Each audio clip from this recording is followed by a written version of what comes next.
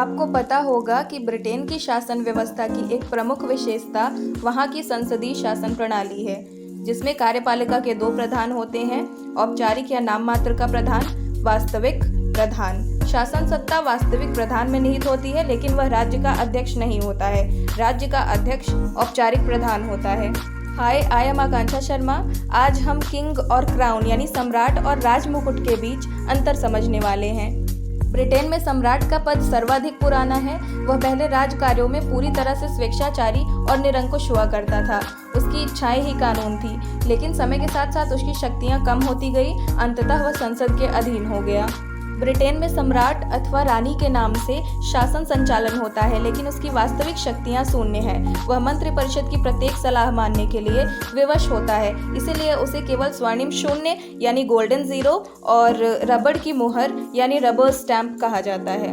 Britain में शताब्दियों से एक सम्राट के मरने के बाद उसी के वंश के दूसरे उत्तराधिकारी को पद पर बैठा दिया जाता है।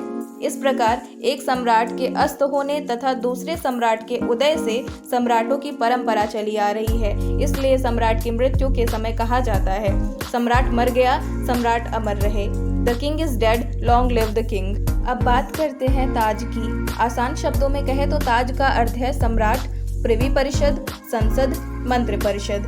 ताज सम्राट, प्रिवी परिषद, कैबिनेट और संसद का एक विचित्र समन्वय है। चलिए अब राजमुकुट और सम्राट के बीच में अंतर देखते हैं। पॉइंट नंबर 1, सम्राट एक व्यक्ति है, वहीं ताज एक संस्था है। सम्राट एक व्यक्ति है, वह शासन का औपचारिक अध्यक्ष है। वह बकिंघम पैलेस लंदन में रहता है। उसकी मृत्यु के पश्चात उसका उत्तराधिकारी सम्राट बन जाता है। वहीं दूसरी ओर ताज एक संस्था है। ऑग के शब्दों में अगर कहा जाए तो ताज सर्वोच्च कार्यपालिका तथा शासन में नीति निर्माण करने वाली संस्था है, जिसका अर्थ है सम्राट, मंत्रियों तथा संसद का सम्मिश्रण। पॉइंट नंबर 2, सम्राट अस्थायी है जबकि ताज स्थायी है। सम्राट नश्वर है क्योंकि वह व्यक्ति है, इसलिए उसकी समय आने पर मृत्यु हो जाती है, जबकि ताज एक संस्था है। ताज कभी नहीं मरता, ताज स्थायी तथा अनश्वर है, इसलिए मुनरो कहते हैं कि ताज कभी नहीं मरता। पॉइंट नंबर 3, सम्राट शक्तिहीन है, ताज शक्तिशाली है। सम्राट केवल नाम मात्र का शासक है, उसके पास कोई विशेष शक्ति नहीं है। वहीं दूसरी ओर ताज शक्तिशाली है क्योंकि ब्रिटेन की समस्त कार्यपालिका, न्यायपालिका एवं व्यवस्थापिका संबंधी शक्तियां ताज के पास हैं।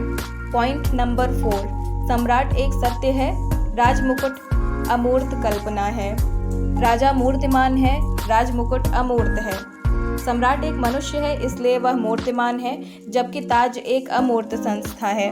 उसका व्यक्तिगत या संस्थागत अलग से कोई अस्तित्व नहीं है, इसलिए ताज को कोरी कल्पना माना जाता है। ब्रिटेन में प्रधानमंत्री, संसद का तो अस्तित्व है, लेकिन ताज का कोई अलग से अस्तित्व नहीं है। राजा राजमुकुट का ही अंग होता है। राजमुकुट द्वारा किए गए सभी कार्यों के लिए राजनीतिक दृष्टि से मंत्री उत्तरदायी होते हैं। राजमुकुट की शक्तियों का प्रयोग राजा मंत्रियों के परामर्श पर करे या मंत्री इन शक्तियों का प्रयोग राजा की ओर से करें।